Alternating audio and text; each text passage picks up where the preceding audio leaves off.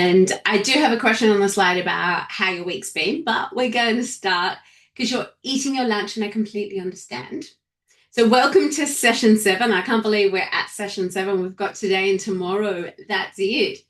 So, excited. It'd be sad because it's almost over. And this is the first cohort that I've ever run. So, yeah, it's been amazing.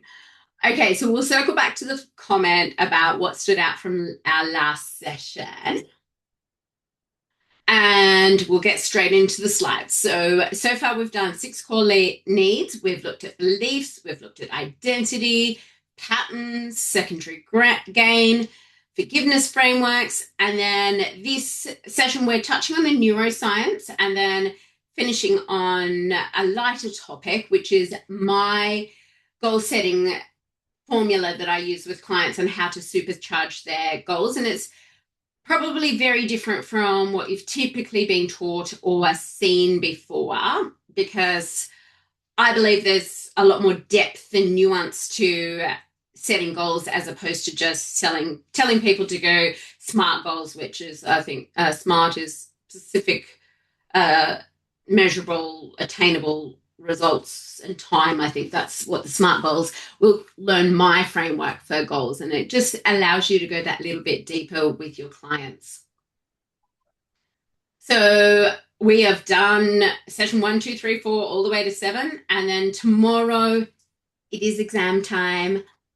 It's a very pretty easy exam, so don't freak out. If you've attended all the sessions, if you've listened to the replays, you'll be able to get it no problems. And then I'll be talking about the next steps as well tomorrow and announcing our winner, which will be very exciting. So be live tomorrow at 1 o'clock. And then this session is on managing your thoughts and emotions and understanding the neuroscience behind a lot of the concepts I've been teaching, and some of this stuff you may have heard, some of it you may not.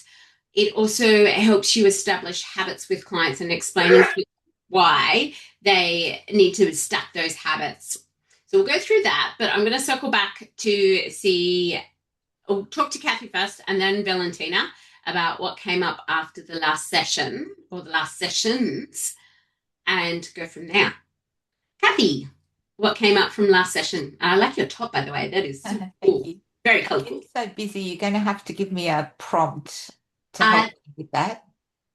Actually, we ended up recording it on a different day. So it's the forgiveness letters, and we did the suitcase exercise, which I can up in the group. I believe I put up the transcript, not the transcript, the audio for that. I'd double check that because I did it as a standalone as well, so it could be recorded as a meditation. So it can be done. Yeah, I think you missed that session, which is okay. Valentina, if you can pause on your lunch for a moment, and I completely understand it is lunchtime. What came up? No, it's okay. Don't rush. Don't get indigestion on my behalf. No, I'm good. I was just like having a drink. Was well, last week was like the suitcase exercise that we did. That was, I remember like the first thing that I said the day after. Was it the day after? I can't remember if it was the day after or the day after that to my client. Yeah, the day after on Wednesday. Because I had her on Wednesday morning, like first thing in the morning at 5:30.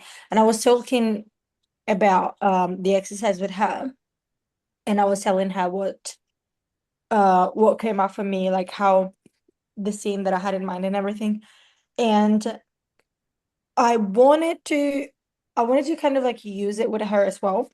But then I realized that kind of session I can't really do it at the studio because like there's loud music, there's like in the middle of the gym. It's like not a thing that I can do over there. But I was trying to find this morning, because I had her this morning as well. I was trying to find if we had like the forgiveness letter, but I could only see the slides on the file. Oh, did I not put it up? I will definitely put it up. I was trying to look for it on my phone. Now I don't know if the phone is different. Under files. So Yeah. go into, and I don't have Circle logged in. I will definitely double check that and message you as well. Yeah, because Yeah. that's something that I actually could run her through while we. Absolutely. In the gym, yeah. Find like a quiet little corner that you can semi hide and you can do there. I don't know, is it feasible to do walk and talks around your area? Like, yes, we're in an industrial area, but it is very common for me to walk with my clients around the area or go down to a cafe. Like, Yeah, like we can. She might be up for it.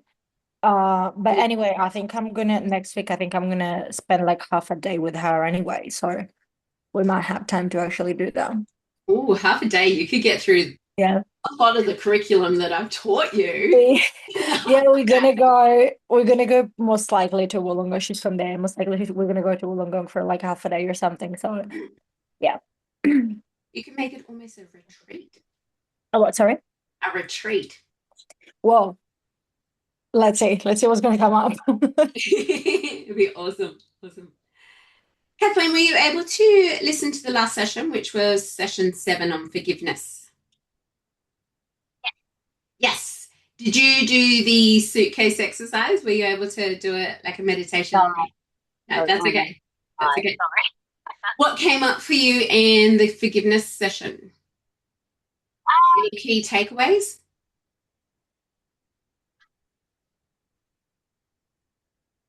Are you having to remember? Yeah, sorry. Yeah, I'm trying to think. Yeah, it's probably just thinking more about some school stuff and handing that back and Yeah. yeah, but I will like actually sit down and get a chance to not listen to it while I'm doing stuff. Yes, because it doesn't allow you to go deep enough. No. No. And I did record it as a standalone recording as well. I'll double check if I put that up in the group as well. Yeah, you did. Yeah. It was only quickly yesterday afternoon that I got to listen to it while I was doing some stuff. So yeah, I didn't Oh, good. sit down with it. Oh, good. Okay, now we're getting into some education and science to back up what we've been talking about in the last few weeks. So I don't know if you've heard this concept, but we have neurons in our brain, and there's heaps of them, there's millions of them, and they fire and wire together. And they kind of look a little bit like this. And then they glue together, well, not technically glue together, but there's a chemical reaction and it will fire and wire neurons together. So if a client is struggling to, say, go for a walk, you think of it like etching wood. And I did this in person with a client. We're lucky we've got big blocks of chalk for lifting. And I got just a pencil with the chalk block and I etched, and one block was the positive behavior and one block was the negative behavior. And what I did was every time we talked about the positive, I etched a piece of chalk, and I said, every time you go for a walk, you're cementing the good behavior. You're making the neurons that fire together for the new behavior of going for a walk. You're making that stronger and stronger and stronger. And every time you don't, you're going to make that pathway, that neurological pathway, stronger. So which pathway would you like to choose? And that really for her made her think, oh, what am I doing? And I'm going to use, where did my whiteboard go? Maybe I need to stop sharing to get my whiteboard up. I might stop sharing the screen and then see if I can get the whiteboard. Whiteboard. Where'd you go?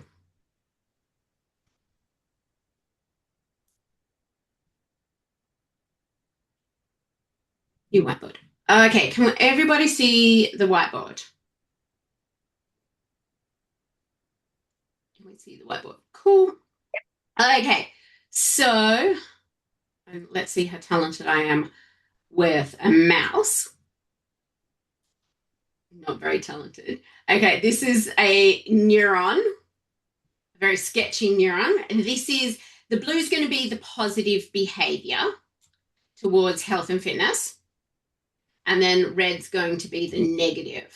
And sometimes by drawing this visual, it helps a client understand. Yeah, my neuron looks nothing like that up on the screen, but we get the idea.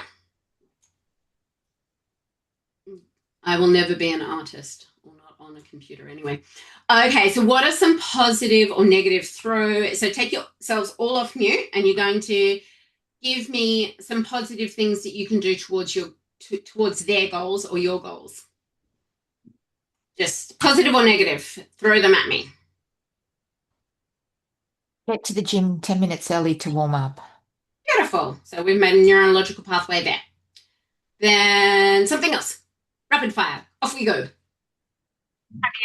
clothes already planned? Beautiful. That you're going to wear. Sorry. Perfect. What else? Eat the rainbow. Beautiful. I might need some negatives just to make my story. Stay in bed until 6. Sorry, what was that about 6? Stay in bed until 6. Stay in bed. Yep. So miss your training session. Yeah. Yep. What else? Don't leave the lounge for a whole afternoon. Yep. Guilty. Binge watch TV. Okay, some other behaviors, negative or positive, or towards and away from your goals. Track every meal. Yep. What else? Already have planned what you want to, like, weight-wise? Yep. Like, have a plan in your head already? Yep. Are we starting to see with my really sketchy drawings that the more they do the positive behavior, the more those neurons will fire and wire together and make this pathway stronger, as opposed to doing the negative, which so far we've only got 3 things that you were doing negative. Does that display what happens in their brain? And sometimes doing a visual like that will help them understand every time they're doing the positive behavior, it's like etching wood. They're going to make that groove deeper and deeper, and it'll be easier for them to perform the positive towards behavior as opposed to the negative. So when I learned this, it was just game changing. And it was when I would finish work at 9, 10 o'clock and I'd take my dog for a walk. And I knew that if I sat on that couch, the more often I sat on that couch, the stronger the negative or red behavior would be, as opposed to every time I went out the door. Even though it's the end of my day, I'm absolutely exhausted, but I knew that I was to strengthen the neurological pathway of the positive behavior. So that is what kept me going out the door with her. It does also help that obviously dogs, we need to make sure that they get their exercise just as much as humans. A similar way of saying this is where attention goes, energy flows, results follow. So we want to create more of this positive behavior. Now I'm going to stop my whiteboard and let's go back to the better version of the screen where you can actually... okay.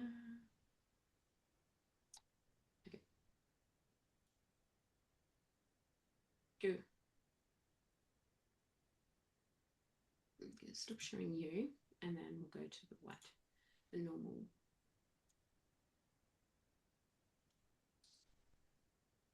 Okay, so it's a better drawing of our neurons that are firing and wiring and the chemical response between the two, which is dopamine for the positive behavior. So I think, yep, dopamine, serotonin, endorphins, oxytocin. This is why if you get a client just moving 3 or 4 times a week, they're going to have more of a chemical reaction that glues these neurons that fire and wire together stronger.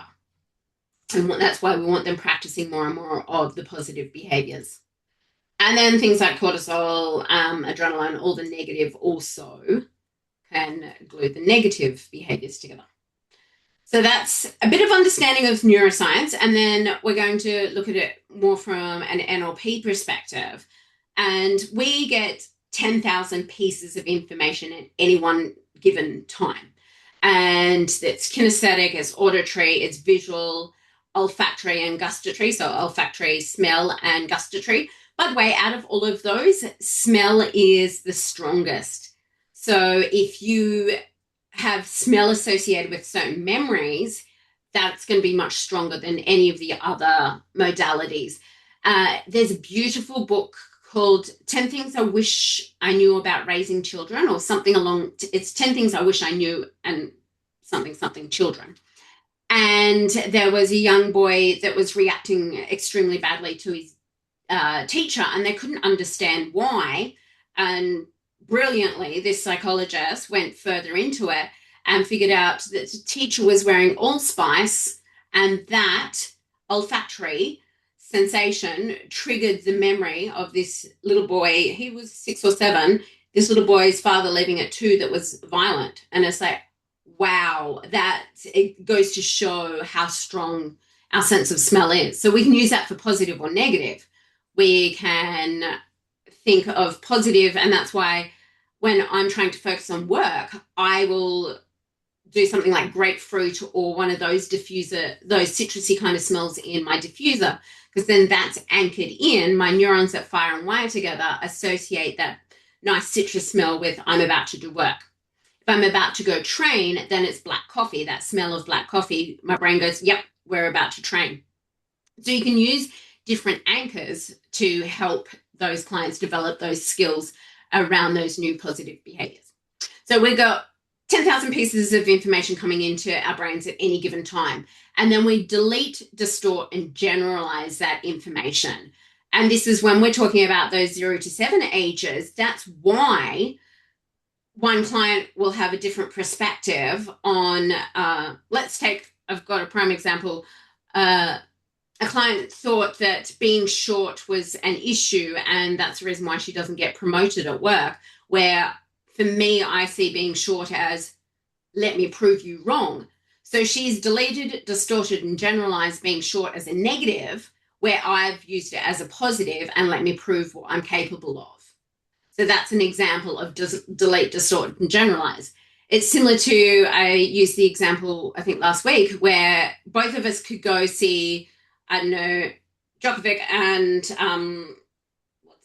another famous tennis player, and both of us could be watching the exact same game, but we come away with two totally different reasons why the game went one way or went the other. And we could have said our player played the best, where somebody else said, no, they were robbed and the other person played better, because we delete, distort, and generalize. And that comes from our map of the world and all the things that we've experienced, our values, our memories, our attitudes, our strategies that we have in life, the language that we use, and our overall experience. So all those things come into why a client could go through a certain situation and come out very different to another client.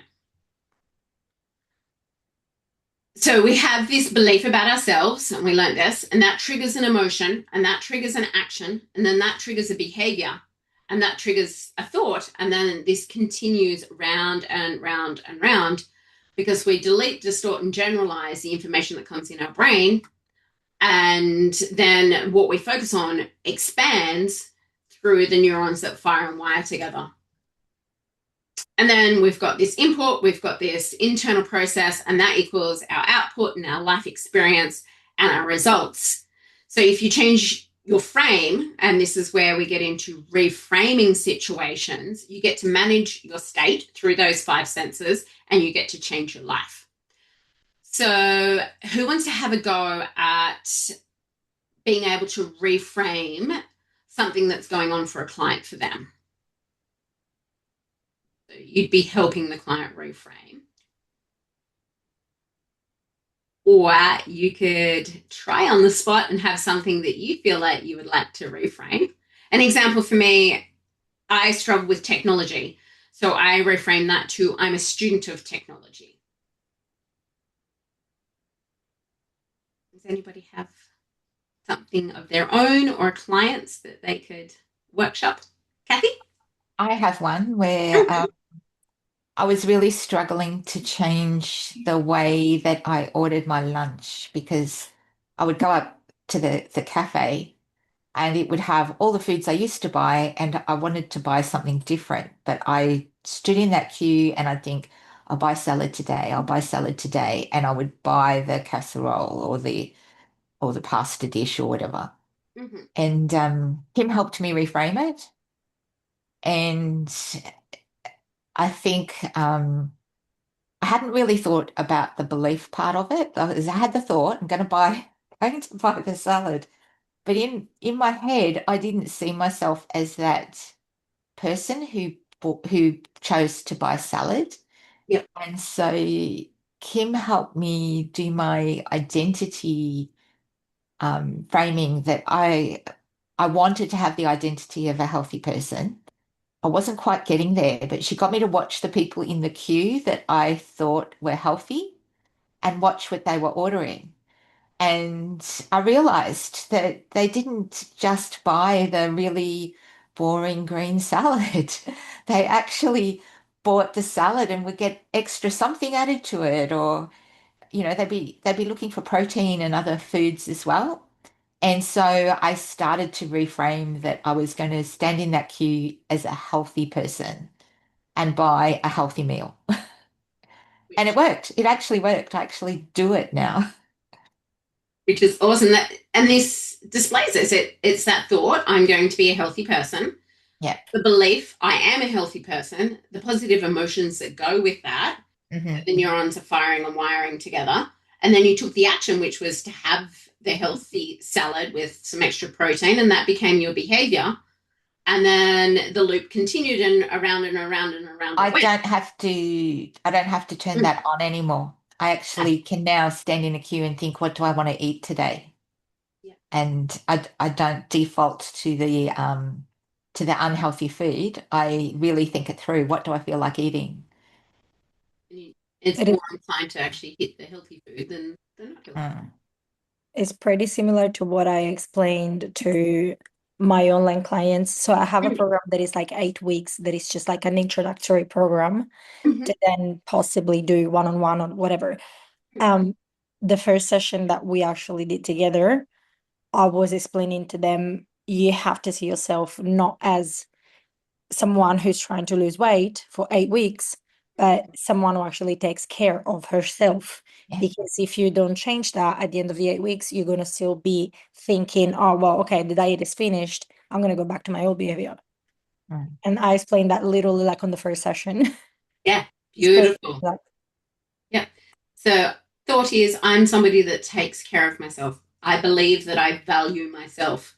I get the positive emotions associated with that. I take the actions that someone that takes care of themselves does, like and a- it becomes a behavior and default. And then they get out of that silly 8-week diet culture of, oh, I'm on a challenge, I've got to lose weight. That's not identity change for the rest of your life. exactly. That's like for 8 weeks. Yeah. Absolutely. Beautiful. Kathleen, do you have anything you want to share? Mine's really simple at the moment, actually. It's my back is actually really quite bad at the moment. I'm physioing weekly and stuff, and so it's a little bit frustrating. But I'm also like, okay, it's just teaching me to sit still, Yes. to just rest it instead of So yeah, reframing that in the fact of, okay, it's bad, but it's also teaching me to sit still and take some time out and do some other stuff. Like, Yeah. So I'm somebody that listens to my body yeah, instead of Yeah. overriding it, which comes from punishment instead of self-permission. Yeah. Beautiful. Oh, okay. We did the whiteboard activity. Now we're going to move along to more positive and not so brain heavy, which is supercharge your goals. So this is my goal setting framework, and I'll put the sheet up in the group as well. And this just gets them to layer a little bit deeper, and we'll run through this together as well. So we're, first of all, coming up with the goal or the outcome. What is it that they want to achieve? Let's use health and fitness. Then you need to ask them at least 5 reasons why. The first 2 are just the logical reasons. They don't have much of an emotional buy-in. In my book, I actually get people to, one of the activities is to give 30 reasons why. Because the more emotional buy-in you can get, or instead of, I just want to get healthy because the doctor said I should. There's no real emotional pull. Where there's Chip and Dan Heath do a beautiful book, and it's about an elephant and a rider. And an elephant is our logical brain, and the rider is the little person that sits on top. And you can't, without the rider, you can't steer the elephant to go down the path. So without the emotional buy-in, with the rider directing the elephant, goodness knows you'll end up in, I don't know, the middle of the desert. So you need both to work together. You need the logic and the emotional. So you need the elephant and the rider to work together.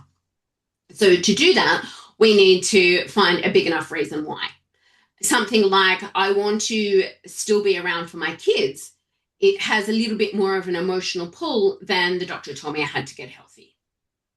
So do dig deeper. And if you find that 5 reasons why isn't sufficient, keep going. Keep going until you feel, and you can hear it in their tonality, that they've actually caught on to, oh yes, I am ready to change. The next step is to look at their values. And we haven't done any values work in these 4 weeks, but getting clear on a client's values or values, top 3 values, then we'll be able to have a lot more of a driver, because happiness in life is achieved through 2 things: living according to your values and growth as a human being. If you can pull out their drivers, it's, for example, if somebody wants to run an Ironman or do an Ironman, but it takes away time with their kids and their kids are a high value, then you're not going to get any kind of pull from them. So what you need to understand is their values first, and then use that as a way to reframe so that they then get the leverage from knowing their values and living according to their values. That's also why you'll find people, if health and fitness isn't part of their values, then that's where you're going to struggle, because other things have come up as a priority. And our values are reflective of what we spend time on. And as trainers, we obviously value health and fitness because we spend our whole career doing that.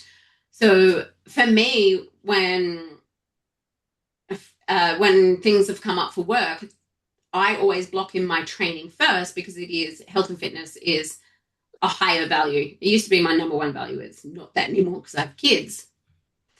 The next one is cost. What are they willing to give up? Because if you can understand what the obstacles, and Valentina, I'm going to use those 8 weeks, if they're looking at self-care and reframing that nutrition and exercise is about self-care, what are the things that they're willing to give up? The one that always makes me giggle when I do this with clients is excuses. But it could be time on the couch. It could be money, could be takeaway. Like, there's lots of different things. Takeaway is the biggest one that I hear. Sorry? Takeaway is the biggest one that I hear. Yeah. Time with friends, drinking coffee and cake. You're drinking coffee, eating cake. They might have to find a different way of doing that. Or if they've got friends, if they're partying and drinking and stuff like that, and they want to change their health and fitness, well, they might have to give up those friends for a little while if the temptation is too much. But if you can get them to articulate what their obstacles are first before it actually happens, then you'll have a lot more leverage. So I make them speak out. What are they willing to give up? What are their costs? What is this goal going to cost them? And it's not a negative. It's just understanding what are the challenges. What are some things that will come up for them? And then support. So I love the analogy. If you've ever seen a young tree grow, there's 4 posts around it and some chicken wire, and that is to support this tree to grow. Well, we're supporting our clients to grow. Well, who are the support networks in their world?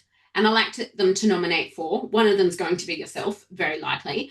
If you've got a community, that could also be another pillar. And then it could be like a partner or a best friend or someone, just family. Really try and pull out who it is in their world that's going to support them on their goal. Have I shared my strawberry friends and Tim Tam friends? Valentina, have you heard my strawberry friend? Okay, so strawberry friends are the friends that pull you towards your goal, and Tim Tam friends are the ones that pull you away from your goal. So a strawberry friend will go, yeah, let's catch up for a walk. A Tim Tam friend says, no, I'd much rather be a wine mum and drink wine.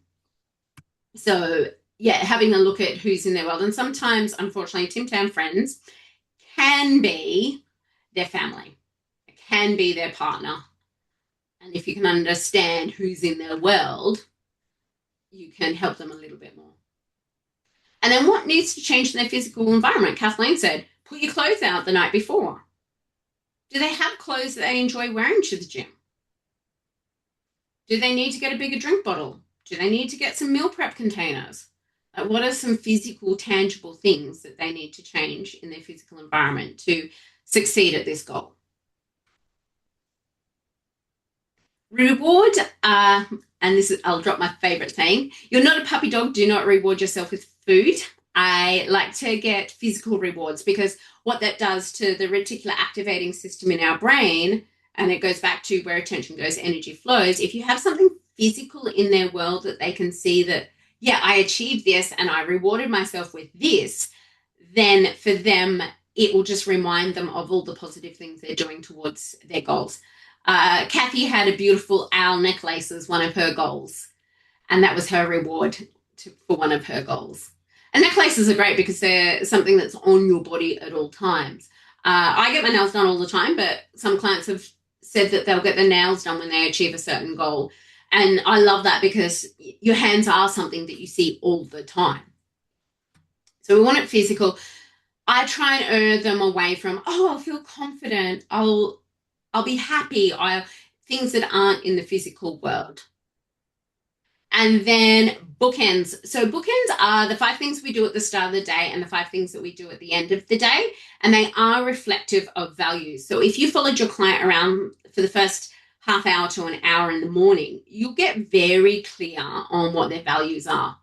So then you might have to change 1 or 2 of those bookends to be able to leverage change. And I also put in work bookends as well. So for some clients, it's shutting down the laptop and they're saying to themselves, I'm shutting down that part of me, which is the work part of them, before they go into being a partner. Or I'm switching off my computer, so therefore I'm switching off from work. And then the next step is they're swiping out from work and I'm swiping away the day. They walk to the car, and this is a little bit more advanced and I haven't mentioned it, but when we look up, it's better to walk to your car from a bad day of work looking up at the sky as opposed to down, because when we look down, eye patterns in NLP, if you're looking down, you are getting caught in emotion and self-talk, where if you can get them looking up, that will enable them to change space from having a bad day to whoever they have to be when they walk home. Then they might play their favorite playlist or listen to a podcast on the way home. And then before they step through the door, they frame themselves in a set way. So that's an example of an end of day bookend. It's particularly useful to go through with your clients as well if they are work from home clients, because that melding between work and home life, you want those distinct differences. And if you can spell out the 5 bookends for them to do at the end of the day, it'll just help them transition a lot better. So what could be examples of morning bookends? It could be taking vitamins. It could be getting up and getting out the door straight away to the first alarm and doing their gym session. It might be packing their healthy lunch. There could be a range of different things. And we're going to go through this, and you can use yourselves or your clients as examples. By when, everything should be timed, as in, I usually do this as a standalone exercise with clients on the Tuesday night class called 60-day goals, because I find that 8 weeks is just enough time for people to stay focused Any longer than that, they tend to wane in their application of things.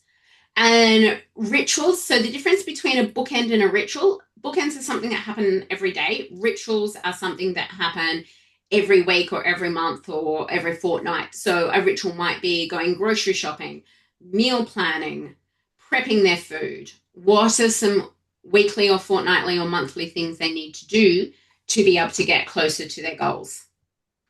So we're going to go back here to put all the circles together.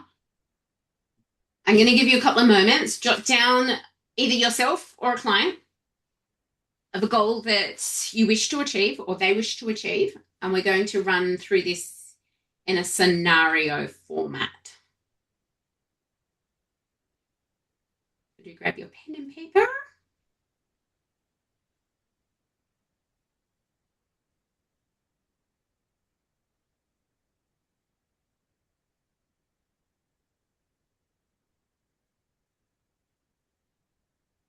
So first of all, come up with your goal, and then I'll go around and ask everybody the goal. Can it be like a client? Yeah, definitely.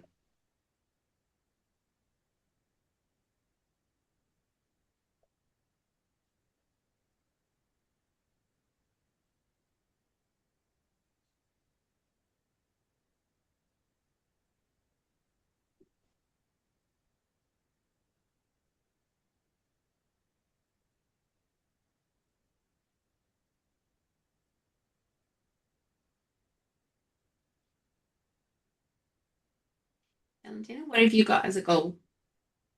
I have a client of mine which she just wants to lose like the last 5 kilo. Mm-hmm. Yep. And we're taking a bit forever to do it. But I had a chat with her on Thursday. So she works from home. Mm-hmm. And it was quite interesting because like we were talking about it, how she doesn't realize because she works from home. So she goes and like eat here and there, here a biscuit, here eat a biscuit, eat whatever it is, right? And you don't realize, and at the end of the day, you're not even hungry anymore because you worked from home the whole day. But then the time that you go out and you actually go and put some pants on or a skirt or something is like, oh, okay, yeah, I shouldn't have eaten that much. So I remember that we were talking about it, and I was like, okay, but what can we do to actually try and like stop this? Back and forth, we came up with this. I'm gonna get her instead of just like tracking the food, because she's not gonna do that. Yeah. I was like, okay, well, what about we try and do something like you literally dressing up as you will go to the office? Yeah, absolutely. Because that, I'm assuming that could be like also as a bookhand, like at the end of the day, you just change your clothes as well. Absolutely. Yeah, that would be great. Yeah. Like it makes you realize that those pants that you've got on, they're a little bit more uncomfortable now. So you go on and eat, right? Absolutely. And then at the end of the day, you literally like change into home clothes and the workday is finished. Yep. That's good about the bookend and anchoring that in as well. And that goes into the physical environment. So we'll be able to use this quite well. It sounds crazy, but I put on perfume to present to you guys. Can you, either of you, anyone smell me? Nope. But what that does is that anchors in, I'm polished and I'm ready to go. I'm wearing heels underneath this table, but nobody's going to see them. Why? Because that is how I frame myself. These are the positive anchors to be able to be polished and well presented and speak to you all. None of that matters on my little head on the screen, but that's an example for that client. You were saying about the smell before, right? Yeah, olfactory is so important. And I have work perfumes and I have weekend perfumes, and then I have going out with my husband perfumes, and all nice designer perfumes, because again, it's about using the nice perfumes, using the nice china because you're worthy, We always have like my crystal glasses and you can't even see. We use nice cutlery and matching crockery and all this stuff because we're worthy of good things. Anyway, digressing. Beautiful. Thank you. Kathy, what's your goal that you're going to workshop? Yours or a client's? A client's. Mm-hmm. So I've got somebody whose goal is to focus on her own career. Mm-hmm. So she's put it on hold to concentrate on her kids. Yep. And one's at uni now and one's nearly at the end of their schooling. Mm-hmm. So she's thinking about what she can do in her own career. Beautiful. Kathleen, yours or a client's? Clients. I was actually something similar. I was going to say, did it have to be health and fitness related? No, it all maps across.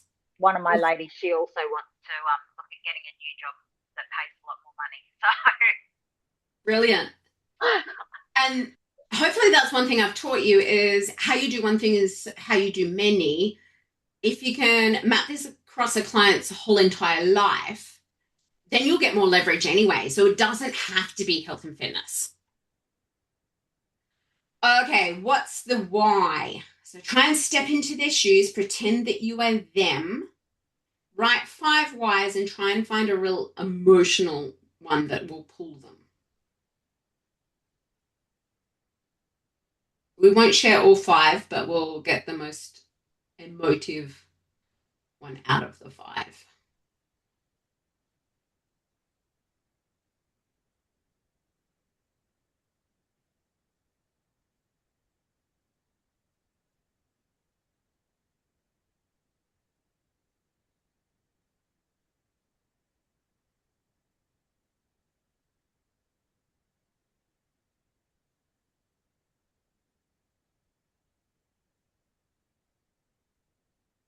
I might have a good one for her. Yeah. So, she's 4 kilos, right? But on the surface, it's like, yeah, I want to look and feel better. Mm. But talking to her, like I've been training for a year with her or something. Yeah. And she always complains about the fact that since she started to go through menopause, obviously the weight shifted, the fat shifted. And that's one thing that it's like she doesn't understand. So I think that for her, it's more like she wants to feel again like she used to before menopause. Like when she was young, she always says, when I was younger, I didn't have this. When I was younger, I was skinny. When I was younger, I didn't have this. She always says this. So I think for her, it's more like feeling how she used to feel before. Yeah. Because now might be like a bit too, like not confident at all. Yeah. Beautiful. So she wants to feel confident in herself. Yeah. And there's always some low-hanging fruit first with menopause. Like, yes, it's a very complex topic, but there are some low-hanging fruit, which is not eating the biscuits, not grazing all day. Like, that's your low-hanging fruit. Go there first before you go any further. And definitely, obviously, get hormones tested and stuff like that. But there are some low-hanging fruit. And I know from 40-something-year-old me versus 30-something-year-old me, I lost my puppy dog, so I don't walk as much as I used to. So there's a lot less activity in my world than what there used to be. I married a wog, so that means there's lots of food all the time. We have 14 different occasions that involve cake. So that's my 14 pieces of cake a year because there's Saint days, birthdays, everything. So, and Yaya always goes, eat, more food. So a lot has changed in 10 years. I could blame that on, I'm not menopausal, but I could blame that on menopause, or I could go, hang on, I'm not moving as much as I used to. I'm on my feet a lot more, but that doesn't mean I'm walking and doing, like I used to just do random things like a pole dancing class with friends and stuff like that. I don't do that kind of stuff anymore. I'd much rather go rollerblading with my child, but it's very different. So you can do a bit of an investigation there as well into what's actually changed. Working from home sounds like it. We'll get to the physical physical environment, but something that I've done with a client is if they're wanting to graze, they create a snack plate at the start of the day or even a lunchbox like the kiddies' bento boxes and put in all those grazing things first. So it's allocated as to how many bickies, maybe 1 or 2 bickies with some carrot sticks and some nuts and some cut up fruit or whatever. And that way she still gets that whole grazing idea, if that's her thing, but it's all spelt out before she starts the day. I really like this idea though. I've done that with a client. It was more for her, it was on the weekend. She had structure Monday to Friday, but came the weekend, she was grazing all day at home. I'm like, well, if you want to graze, let's put it all out on a snack plate first. And that you can only eat off that snack plate. You're not allowed to eat off anything else. And we I came really up like with that together. Okay. Kathleen, what's one of the most emotional reasons why this mum wants to get a higher paying job? Was it a mum? Sorry, I jumped. Yeah. Yeah. I think emotionally, I reckon for her it's probably a bit of self-worth and doing stuff for herself. Like, I don't know, for example, buying hair boosts that, she put in the trolley when she was doing the groceries the other day because it was Mother's Day. Like, she should, be able to do stuff like that Yep. just for herself anyway, Yes. without really having to justify. Kathy? For mine, it's put herself first for a change. She's been putting herself at the end of the queue for a long time. Mm-hmm. And I think it's just really important for her to look after herself first. Absolutely. Yeah. That's kind of similar to Kathleen's client. So you guys can pull off each other.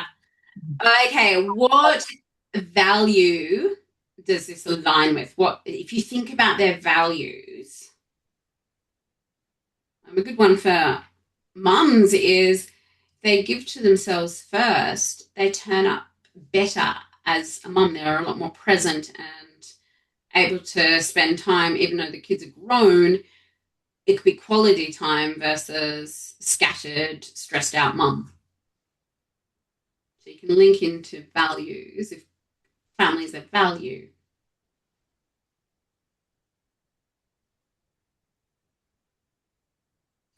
Valentine, you could use example possibly that if this client has friends, that if she's confident, she's more likely to say yes to all the things that her friends suggest or something like that. It's more around the traditions for her. Mm-hmm.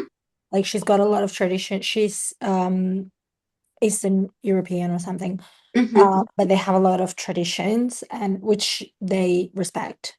Yep. And that's just one thing that she's always like blaming it on, kind of. Mm. And also like spending time with her husband, family and her husband. Not so much the kids because they're like quite older now, but more like with her husband. Mm-hmm. And anytime that they go out, they have dinner out, and so it goes back again to the environment as well. Yeah. So that Monday to Friday, if she had healthier food, she'll feel better about herself and then show it better for her husband. Mm. Not saying that husbands or kids should be the ultimate driver, but sometimes you have to leverage something outside of themselves to create change first. And then eventually they do it for themselves. Kathy, what have you got for values? I actually got she probably needs, well, I'm not sure if I've understood this right, but at the moment she's seeing her value as caring for her children, and they're not going to need that care when they leave home. So this is maybe putting the value in herself and her relationship with her husband and everything, so that, like when the kids go, there's not this big gaping hole in her life, but also the life that she has when they're not there is actually really healthy and enjoyable. And then when they come back, she's got something to contribute because she's got her own stories and news, not living through the kids. Yep. So contributing to her kids in a valuable way with new Yeah. stories, Yeah. which if family was her number one value, then that would Yeah, work. she creates a healthy relationship post them leaving home. Yeah. Yeah. Another client that's just going through something similar, and not so much with the career bit, but she's now looking at travel. So travel's moved into one of the values. It's Yeah. never been there before. Solo travel too, which I thought was commendable. Kathleen, what value does this align with?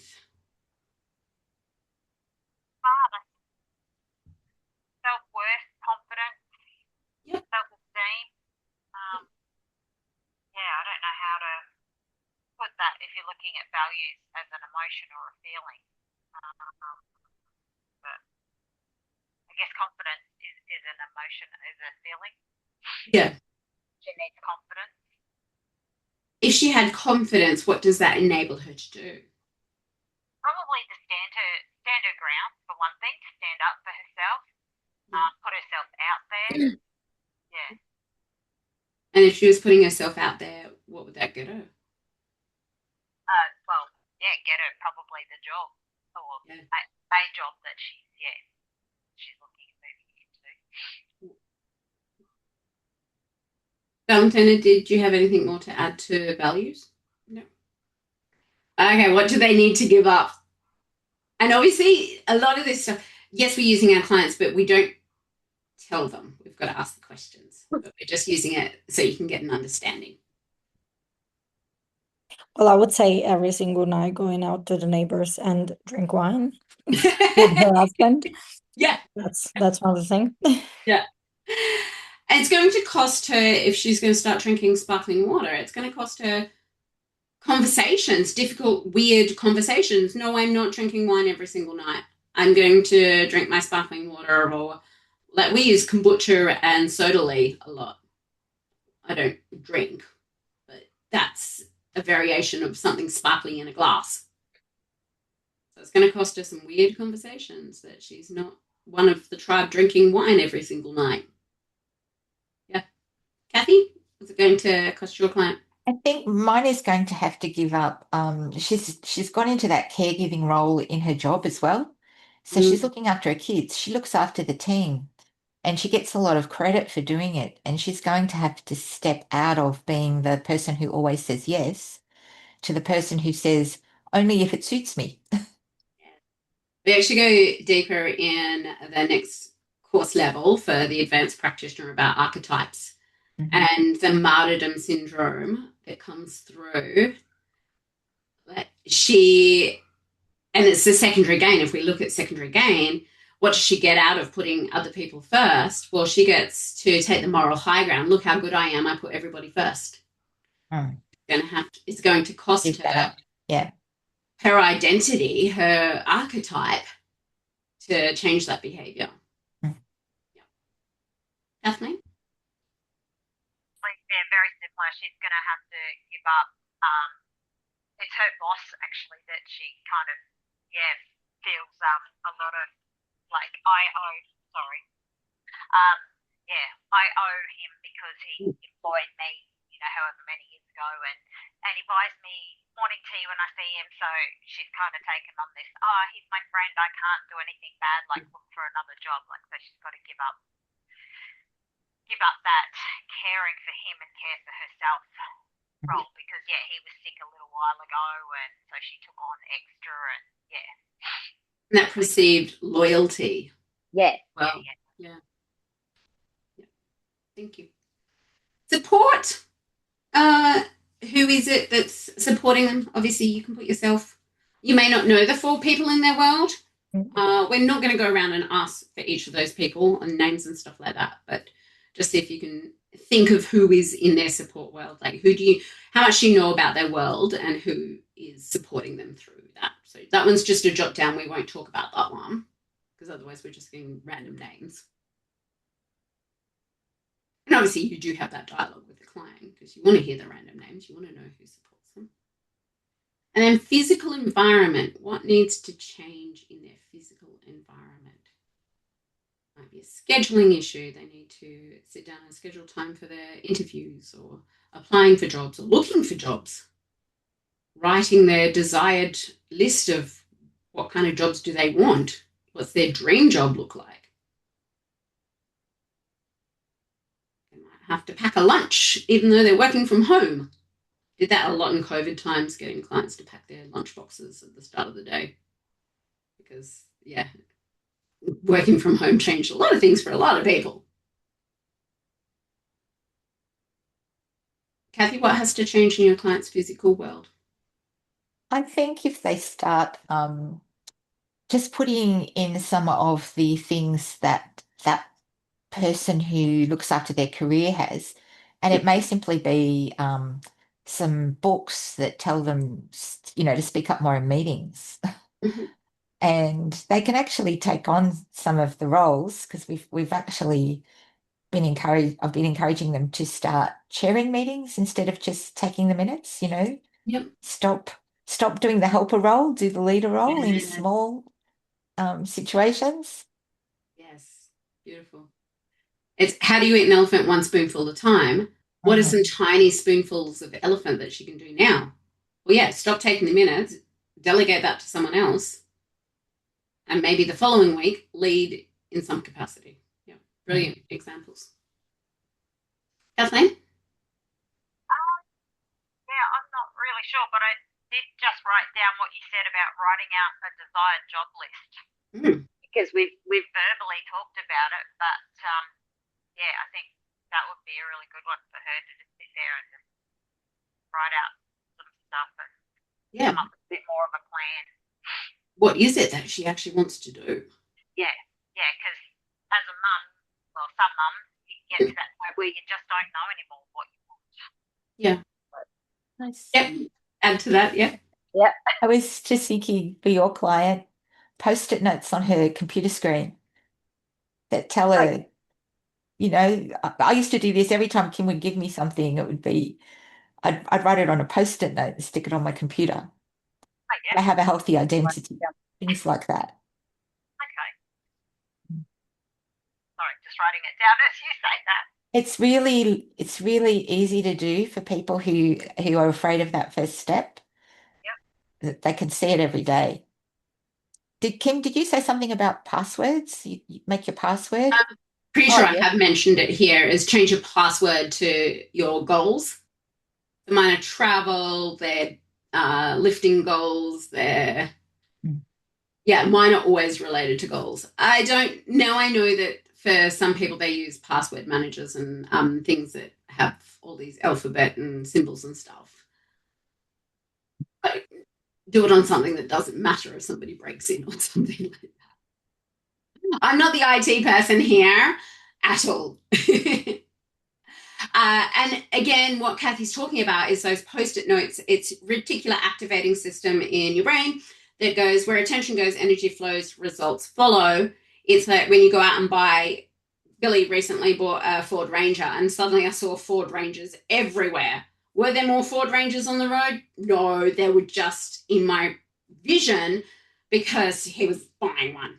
So yeah, where attention goes, energy flows, results follow. Or as we know now in a lot deeper sense, when neurons fire and wire together, that's what you create more of.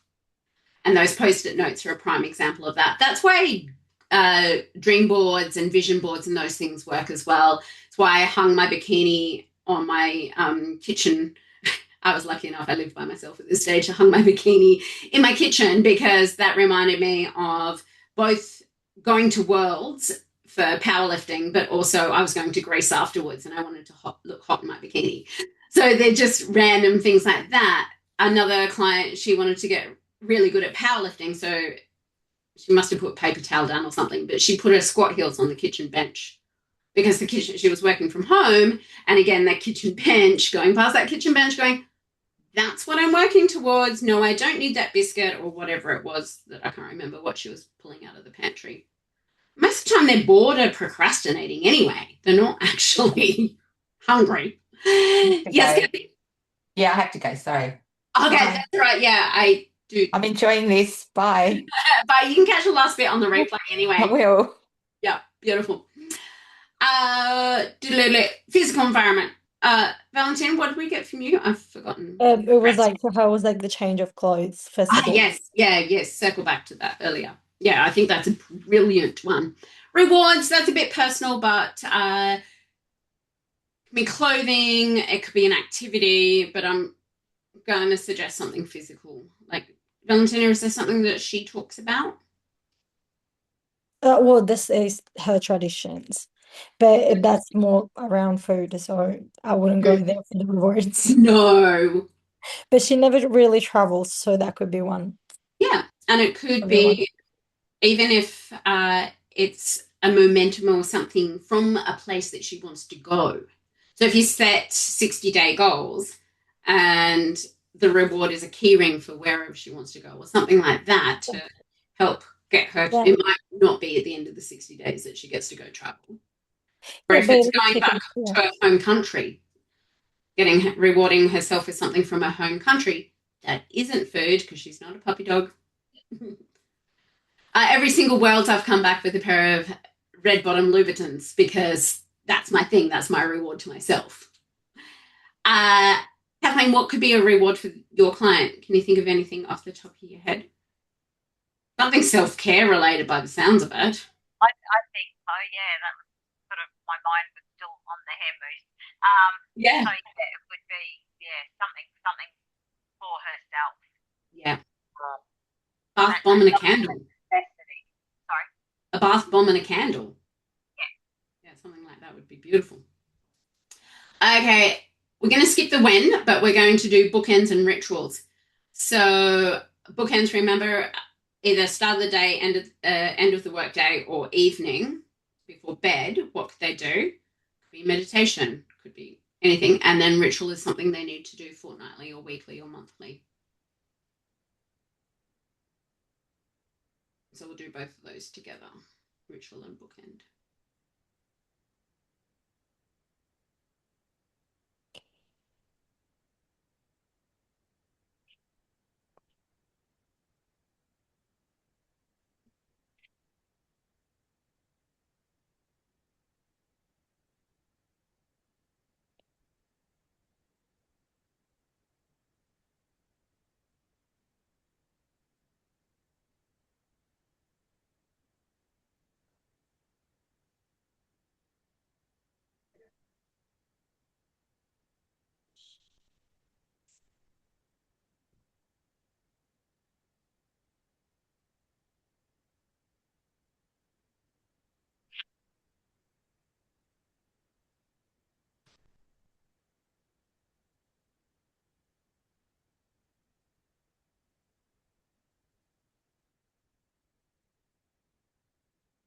I think I've got 4 and 4.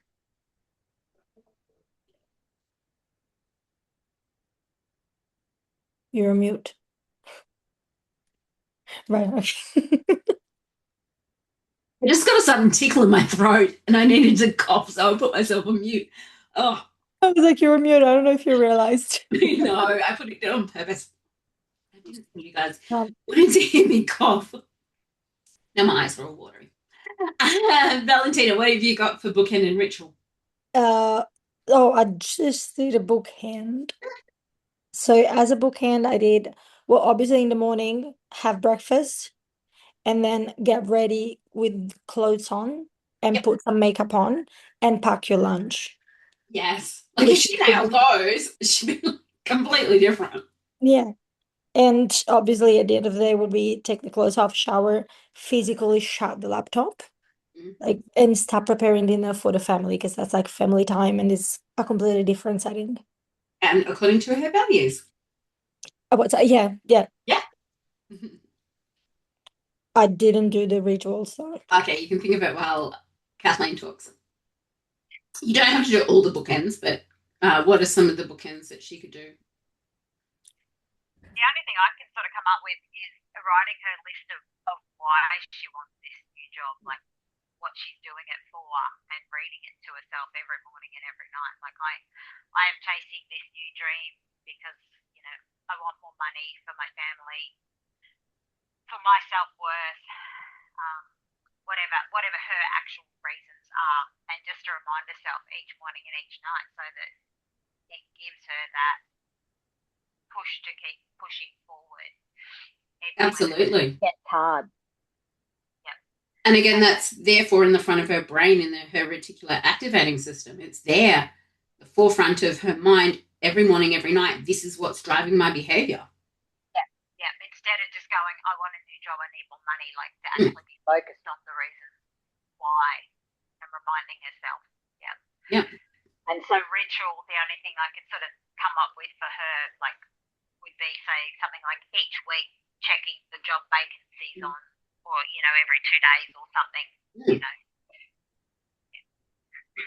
And if she gets really stuck, you can reach out to Kathy, because that's what Kathy does. She's a career coach.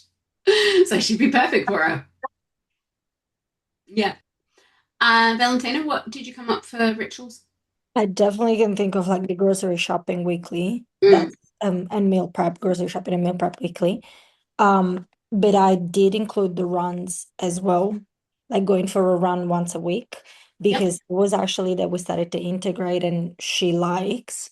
So I want to make sure that she keeps going with that too. And framing it as like open eye meditation as opposed to not health. like a competition. Not like a competition, or like just time for herself. And just to think. That's what we did with her. Was like, look, it's like not even an hour. Just go for a run. And I actually went with her like a couple of times just to make sure that she went. And now she's going every week. So yeah, that's a great example of a ritual. Something for herself. Absolutely. Okay, so we can now understand, just adding more and more layers to their goal setting, how much more powerful it becomes than just setting goals. Valentina, what did you think of that framework as something to help them? I actually like it, especially the bookends and the physical. Like I really like it actually. Yeah, It's way in depth, way more in depth compared to like the SMART goals. And it gets a lot more leverage. And we're at the end of the day coaching from a life coaching perspective to get more leverage than just now being PTs. Exactly. That's proper coaching. Yeah, we know how to get emotional buy-in and understand and behavior change and everything that goes with it. And this is a great framework to hang that on. Kathleen, your thoughts? Just to get it down on paper and really give her some focus points. And spell it out. Instead of it being just I want this, like, well, she needs it, but step out the I needs. And yes. And get closer to doing it. Beautiful. Pretty sure. Yeah, I didn't think there was anything more to my slides, but yeah. Thank you very much. Our next session is tomorrow, our last session. I have a quick question, Kim. Yeah. Do you know the client that I always talk about? Would this framework work for her too? Yeah, absolutely. You might have to really break down the goal into a spoonful of elephant. And then what do you think what would be the goal or the outcome? Because I know she wants to lose like another 15 kilos. That obviously we know like we're gonna have to break that down. It's not gonna be all of a sudden. But the problem is the binge eating and all the emotional stuff that is behind it. So that's why I'm like I'm self-care as the goal. I would say so. And that way it's not about the shifting weight or the 15 kilos. But if you could get for her to see meditation and being present and doing meditation, for example, as a bookend would be much more beneficial, because what was it? What was her main reason for emotional eating? I would think it was to do with the husband. No, that was a different client. Family. Yeah, was her family when she was a kid, and her dad and her mom alcoholic, and he was like really judging her and whatever. And especially self-care, because self-care then is seen as a way for her to show herself that she loves herself or even likes herself. Sometimes with clients you have to move to like first before love. So if you can get her to like herself, that's reparenting. That's her showing up for her in a way that her parents didn't. Because her adult work now is she's never going to get the love that she wants from either of those parents. Her job now is to parent herself and be there for herself, and doing a self-care routine and mapping it through that framework would get her to show herself that she loves herself. So can you see how that connects? Yeah. It's just I'm just afraid of being like stepping over the lines of what the scope of practice would allow me. Like, cause I know there's a lot in there. I don't want to like open the Pandora box and then I can't actually help her. Mm-hmm. You know what I mean? Yeah. And leave her with more trauma. Like, I definitely don't want to do that. Would she go see Yeah, she would. She has a therapist that she sees every now and then. So that's definitely for sure. If she would go on this journey with you, then put in the backstop of her seeing her therapist every fortnight or something like that. Like, discuss with her what would be realistic. Like as a ritual. Sorry? As a ritual. No, as if she wants to go on this journey with you, because I've got a lot of clients that have psychologists or counselors as well as me. Mm-hmm. And I'm lucky that I do coach a lot of public servants and they get it free with their work. So if she's open to going on this journey with you, then you would strongly suggest with her, are you able to connect back in with your therapist for the next 2 months, every fortnight or every week or whatever she feels is the right amount while we go through this, because there might be some stuff that I pull up that you're going to need to unpack with them. But something like self-care, even though we know that it's her reparenting herself, that's an easy framework for you to follow with her because it's not digging into the trauma. Yeah, okay. It's moving her forward. Does that make sense? Yeah. Beautiful. I will see you all tomorrow for our last session. Beautiful. Any questions? Any other questions? Sorry, I haven't opened up the forum often enough for us to actually ask questions. I am an open book. I will follow up and double check that I've got everything in there from the suitcase exercise as well. Oh, thank you. Forgiveness letter. Yeah. I thought I put it up, but I will double check. It's in the files, so yeah, on your phone. I'll check. Different. I'll check from the laptop. So you should put the slides. Yeah. No, I could find the slides, but again, like I'm gonna double check from the laptop because it might be there already. Yeah. And I think I was multitasking at the time. See, multitasking is a myth and we shouldn't be multitasking. We should do one thing at a time. Awesome. Thank you, ladies. Thank you. Bye. Bye.